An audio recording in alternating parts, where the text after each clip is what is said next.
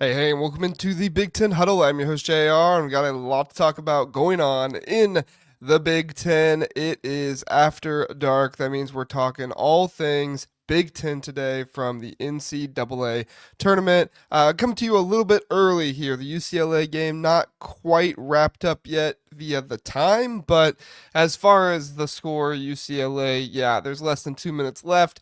They're down by 16. They're not coming back in this one. If they do, then we're going to get to witness an epic comeback together, and that's going to be awesome, but they probably won't. And so just figured I'd go ahead and go live now, start talking about all the madness from today, everything that went on. The Big Ten does finally lose. We are mortal. The Big Ten does have teams that can lose, unfortunately, and it finally happened today. Wisconsin got punched in the mouth by BYU early. They tried to come back, and they did a very good job of giving an effort to come back, but ultimately they were not able to finish the job there on the very last play of the game. And then, in addition to that, UCLA here just not a good enough offensive performance. You had Sky Clark hitting shots, but other than that, really, there was not enough there to give UCLA what they needed to move on. So let's see who we got here in the comments with us. Philip, as always, ILL. Appreciate you being here. Philip, yes, or I'll finish it off there for you. Wisconsin, they did almost pull it off. I mean, it was a great effort there at the end, right? I mean, it was a great effort to try to get back into the game. I mean, they did get back into the game to try and come back and get that win. And unfortunately, it was just kind of too little too late. If they could have made that run at some point else. And I always felt like there was going to be a run. I always felt like there was going to be something, especially when that ball got passed out of bounds. And John Tonji, you have him for Wisconsin.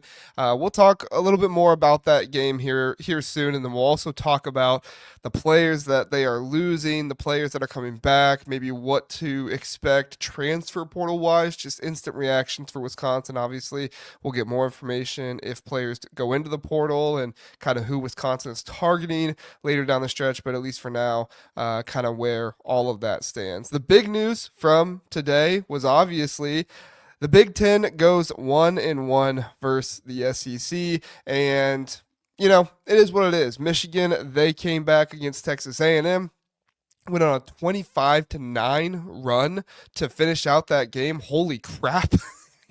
Michigan was on a tear at the end of that game. We'll talk more about that in a second.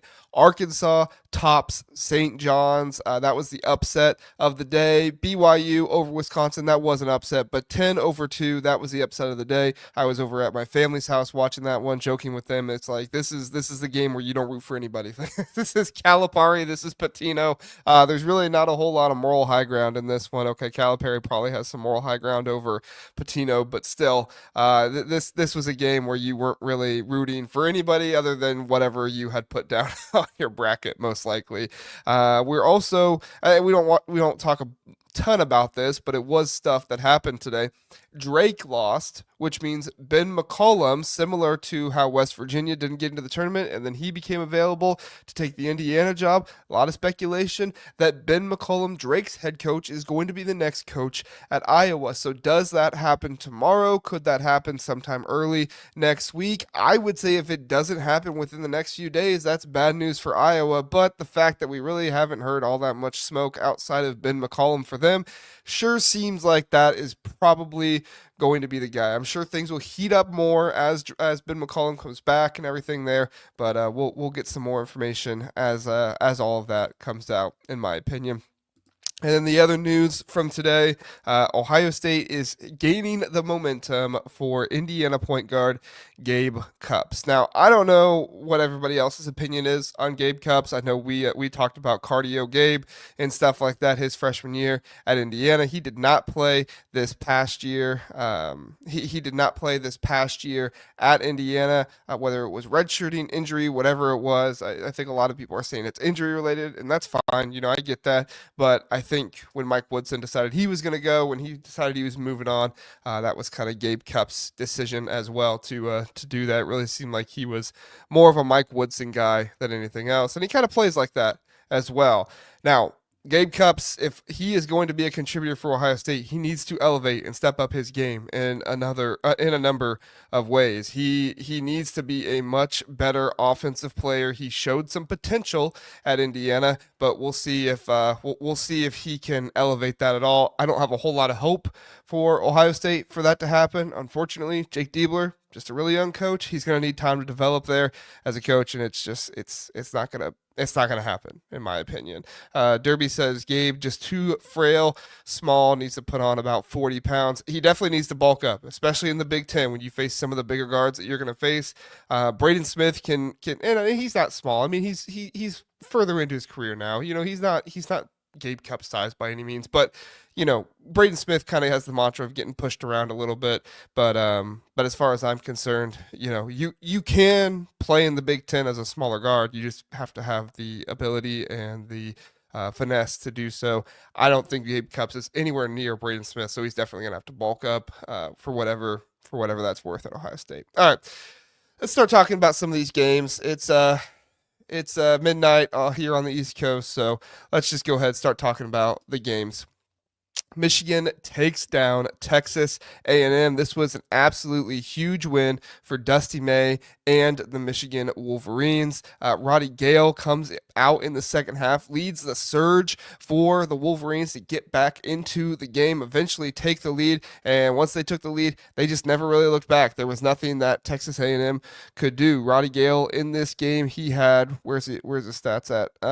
There it is. He played 30 minutes. He had 26 points in this one, 4 rebounds overall. He was 7 of 14 from the field, 4 of 6 from 3, and 8 of 8 from the free throw line. This was a game where I was really concerned for Michigan going into it, right? I mean, Trey Donaldson was not hitting threes. He went 0 for 3 in this one. He only had 8 points overall. Namari Burnett, he wasn't giving you anything. He only played 13 minutes in this game, so he didn't play very much. But Danny Wolf, Vlad Golden, they were giving you everything they possibly could. Vlad Golden gives you 12 rebounds in this game.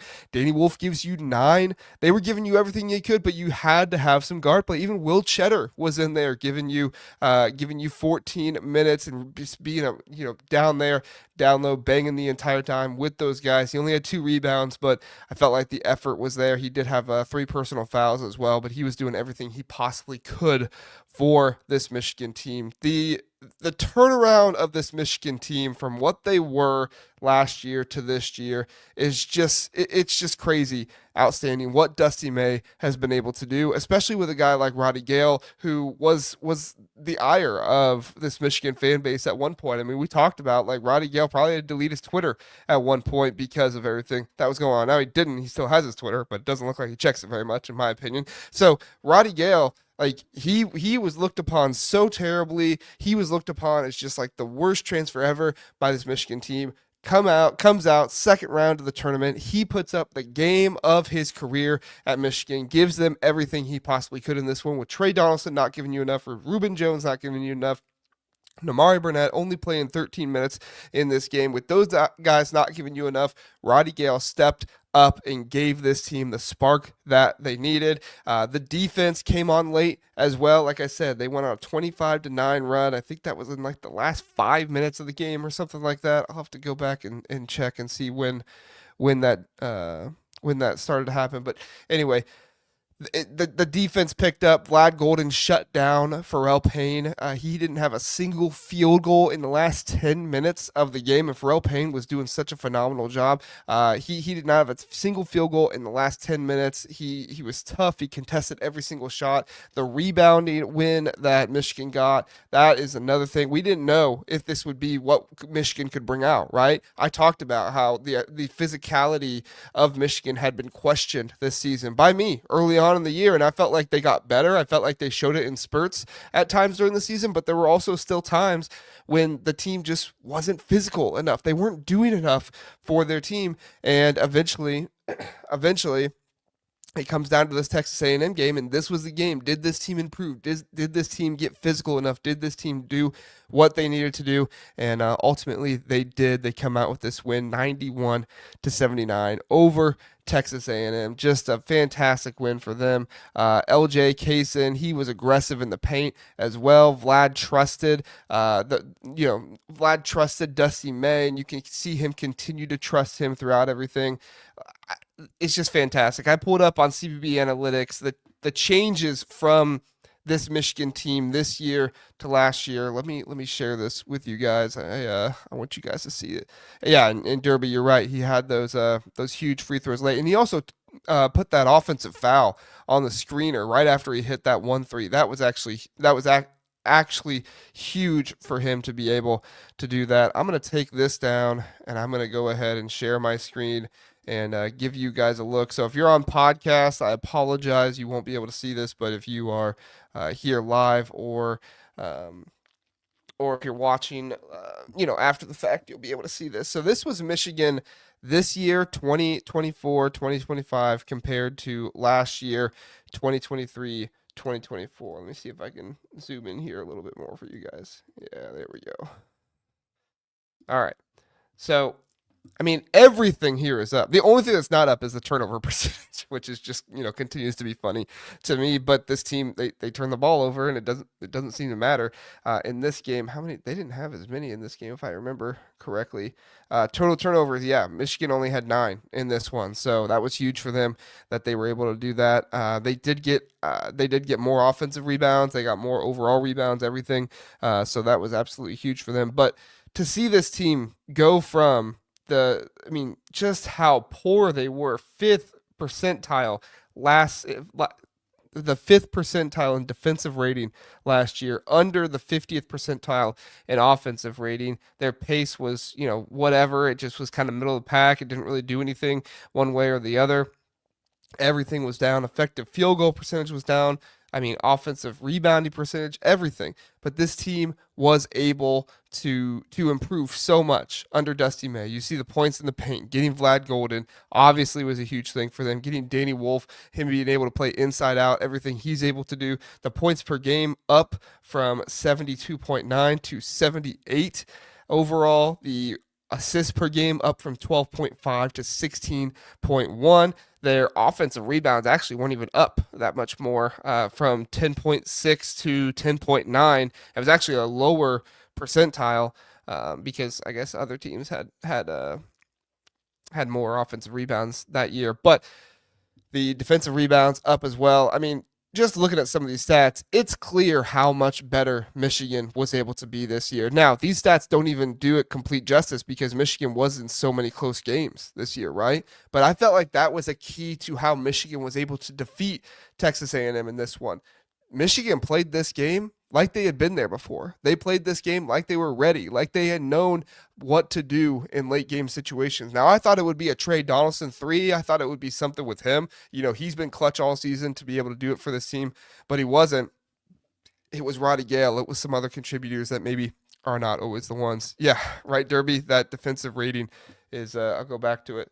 That defensive rating there from 115.6 last year to 102.4. Like, that's just that is coaching right there. That is nothing more than coaching. Obviously, bringing in players from the portal too.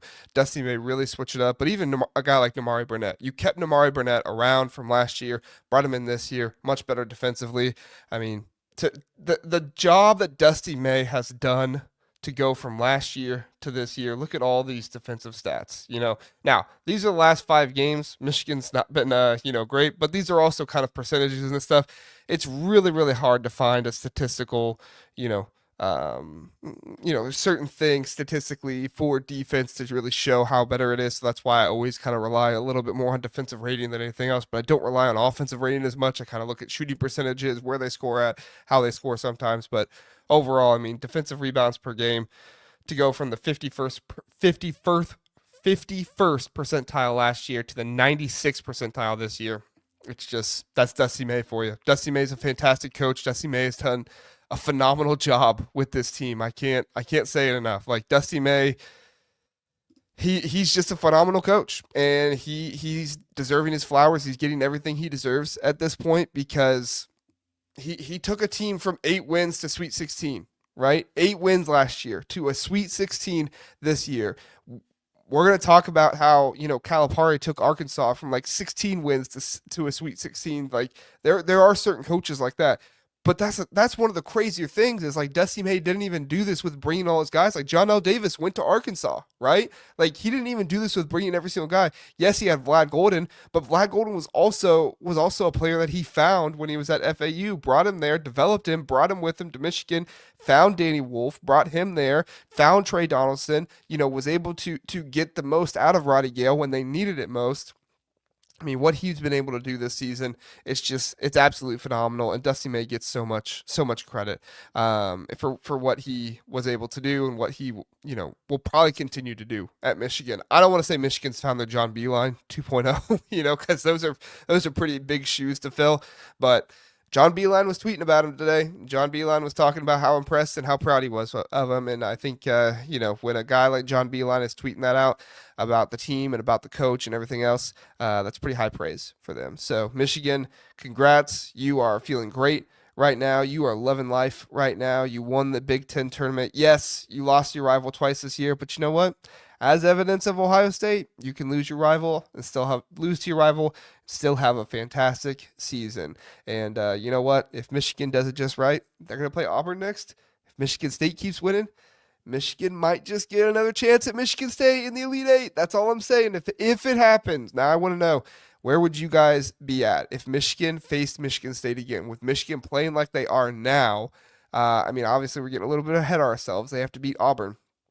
But Michigan playing the way they are now, could you see Michigan take down Michigan State after losing to them twice this year? And losing, it wasn't even close those two times. Like losing to them twice, and then you have the center court incident and everything else. It's absolutely crazy. So yeah, I'm really looking forward to this. And congrats, Michigan! You took down an SEC team, and that's good to do because we didn't get that from UCLA, unfortunately. But we'll talk more about UCLA here soon. All right, let's move on to Purdue, who takes down McNeese State. McNeese State, Amir Aura Khan. Guys, listen. I love that guys are getting attention, and like Amir Khan was getting NIL deals and stuff like that. But when I saw Amir Khan is following Will Wade to NC State, I was like, guys, we might be overdoing, this manager thing. Like I get it. Like I love the kids having his moment. I love that he is, just embracing it and everything else. I love all the stuff. But at the same time, when we're getting announcements that team managers are heading with the head coach someplace else, I'm like, I can't do it. That's a little far for me. I didn't even know a single team manager on Purdue's team. Watch Amir Khan go out and start turning into Dusty May, go from team manager at Indiana under Bobby Knight, team manager under Will Wade to Sweet 16 Final Four head coach. If that happened, that would be pretty crazy.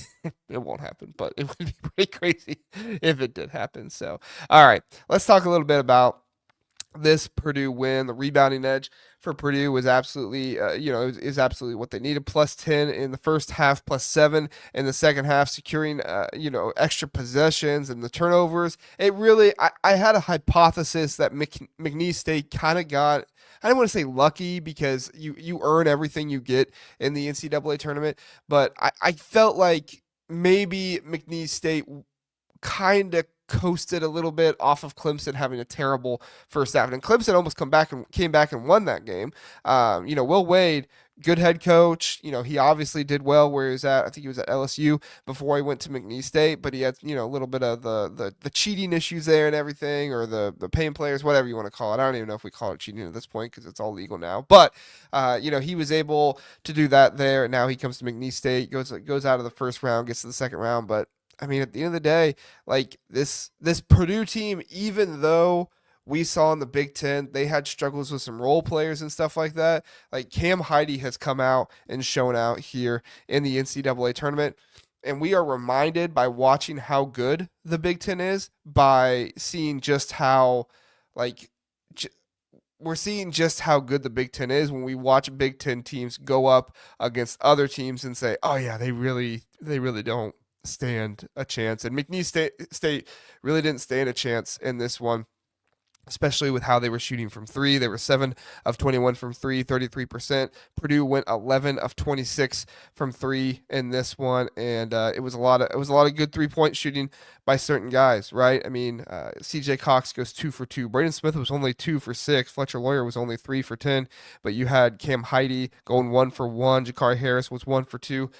Miles Colvin was 2 for 5. So, I mean, this is like this is the type of Purdue team you're going to get when everybody is invested, everybody's playing in. I loved what they were able to do with not needing Braden Smith to be the ball handler every single time. Felt like they gave it to some other guys, which was good. Felt like this was a game that truly showed how good of a coach Matt Painter was to be able to move on from Zach Edey and focus his team more on Braden Smith. Now, this team needs to continue to do this game in and game out, right? You still need Cam Heide and CJ Cox and Miles Colvin, these guys to show up. Jakari Harris, like you still need these guys to show up.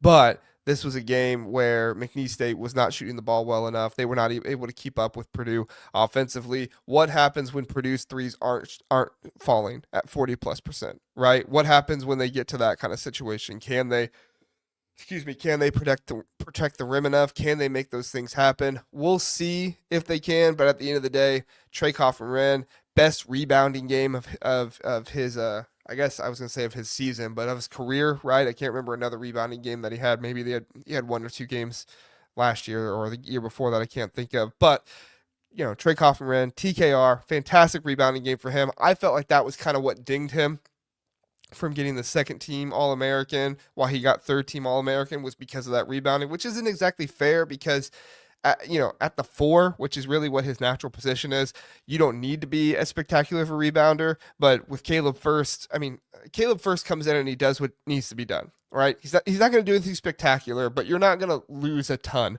from him. He's obviously not the rebounder you need him to be. He's obviously not the rim protector you need him to be, but he can come in, he can play some good perimeter defense for you if he gets switched onto smaller guys, and then he can also come in and be a body that does a good job of standing up against most other big men.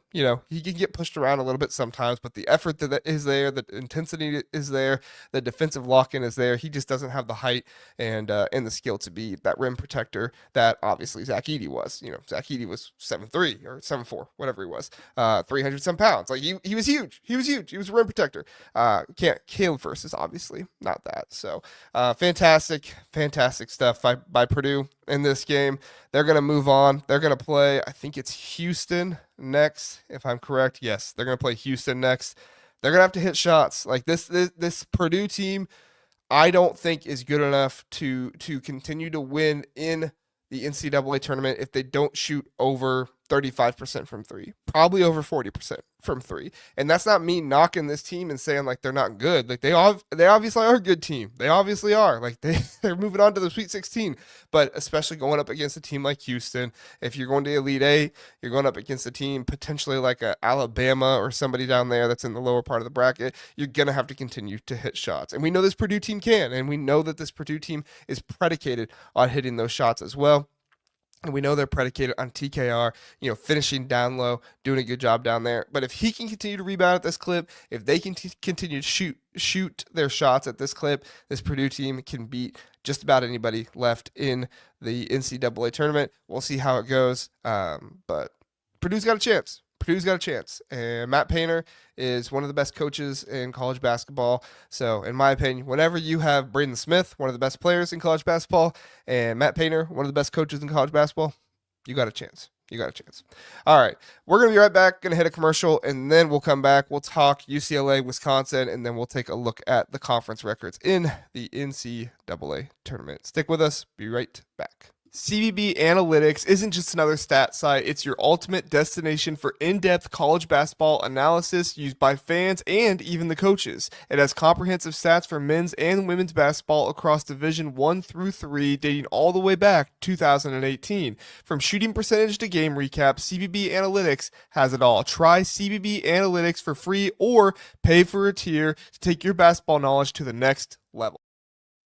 Back here on the Big Ten Huddle, use code HUDDLE HUDDLE on CBB Analytics for $30 off. That is code HUDDLE HUDDLE on CBBanalytics.com for $30 off. Also, like, subscribe, do all those things. Helps the channel out, helps more people know about the channel. If you're listening on podcast, 5-star rating, 5-star review.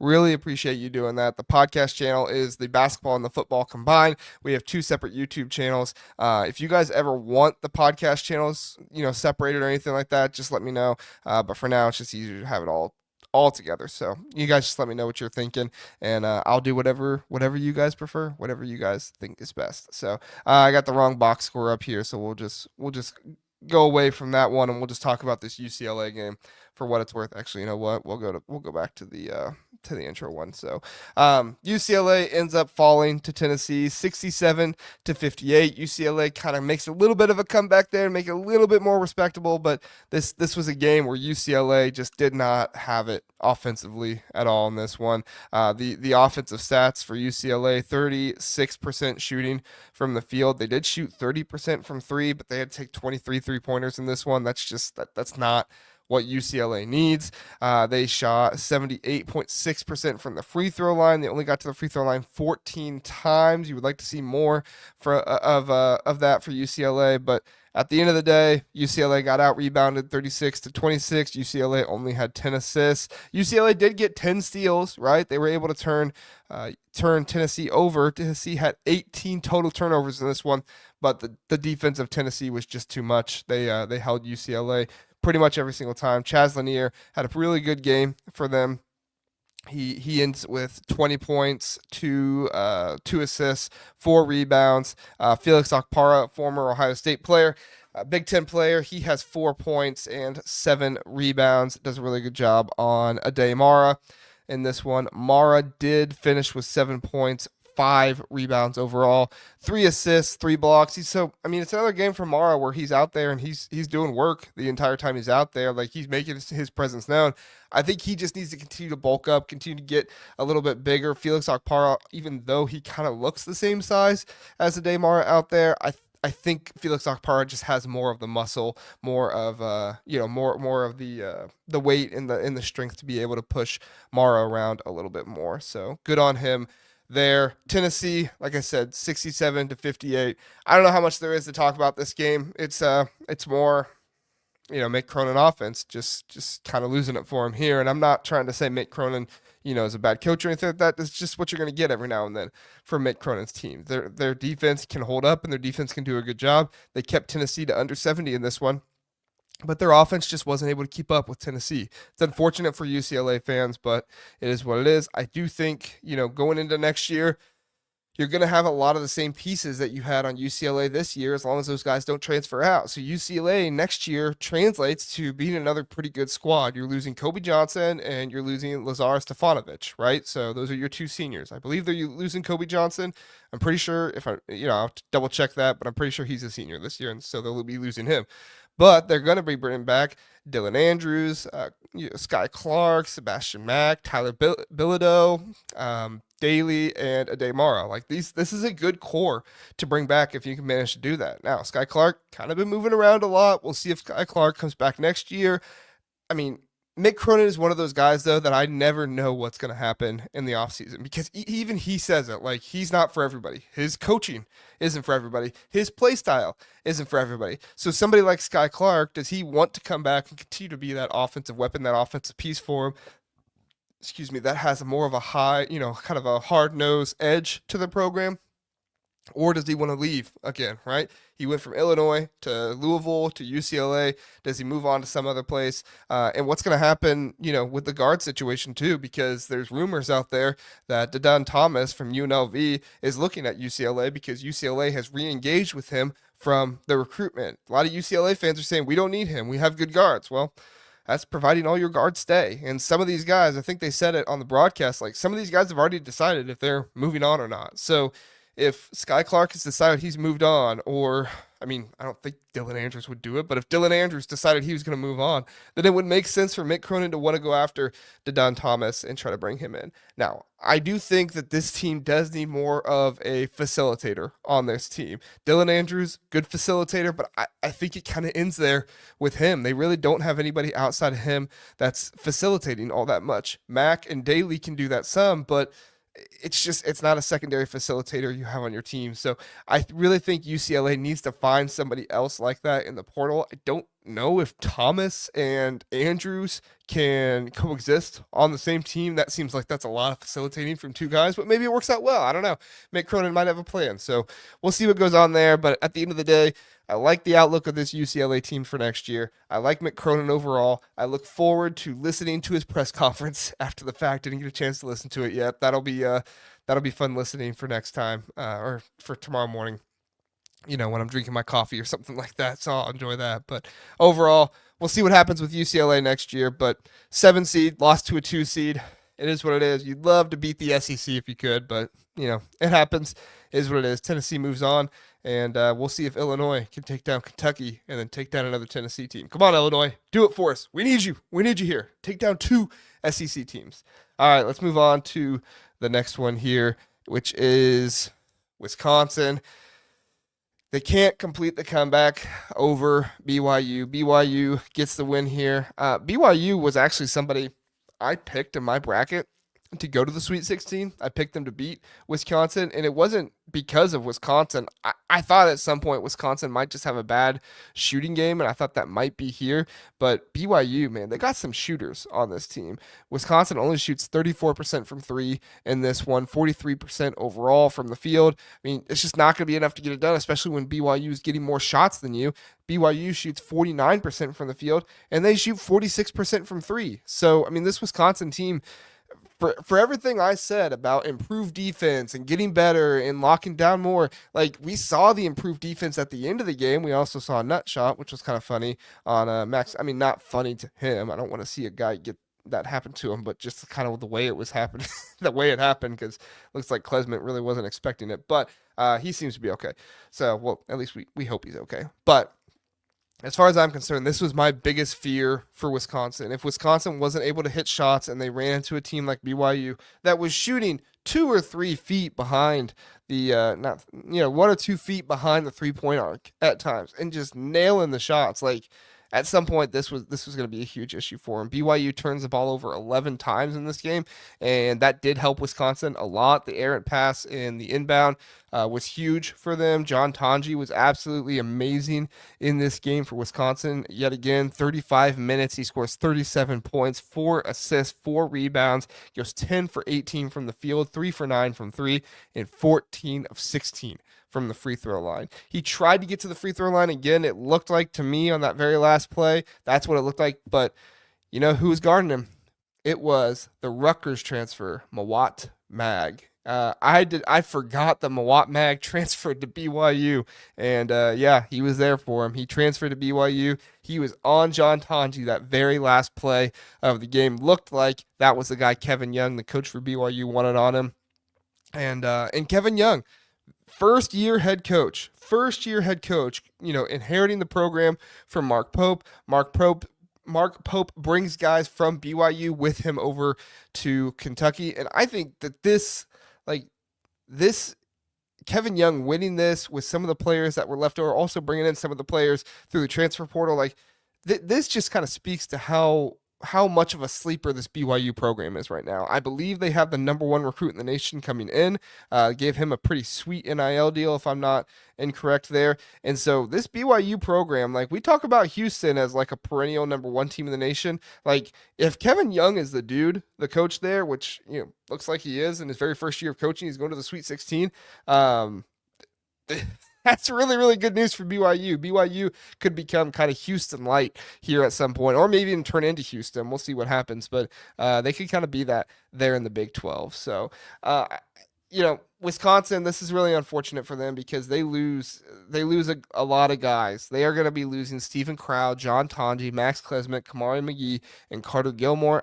I think McGee is a senior. I wrote that down. I didn't double check that one. I meant to double check that before I came back on here. I think McGee is a transfer or is a senior. But the guys they have coming back, they need to build around are John Blackwell, Jack Janicki, Xavier Amos, and Nolan Winter. They do have Freetag, who is the freshman who people are excited about this year. Didn't really get a ton of time this year, but we'll see what he can develop into and be for them next year. In my opinion, Wisconsin, with losing these guys and bringing in new guys, like they need to go out and get a dominant rebounder. In my opinion, I know that Greg Gard wants all five of his guys to be able to shoot, and I think that's fantastic. But you have to go out into the portal and find somebody that can shoot and be a dominant rebounder for you, especially on the defensive end, because there were too many times in this game where Kada, the big man for BYU, was just, I mean, he was just tearing the guys apart down low for BYU. I didn't see what happened there. There was a fight at the end between Kada and Carter Gilmore. So I'm interested to see on Twitter after that what there was. If you guys know of anything that happened there in the comments, please let me know. But yeah, that was a pretty crazy situation. Carter Gilmore in this game, he had 22 minutes, only 3 points. He was the only 3 points off the bench for Wisconsin in this one. I mean, Greg Gard, he just went with the starting lineup. He went with his dudes and he tried to give them everything they could, and unfortunately didn't work out for him to get the win there. John Blackwell and Nolan Winter, the only guys from that starting lineup that are going to be coming back next year. Wisconsin will definitely be looking to build around those guys. So 21 points for John Blackwell in this game, 3 assists, no turnovers, 6 rebounds.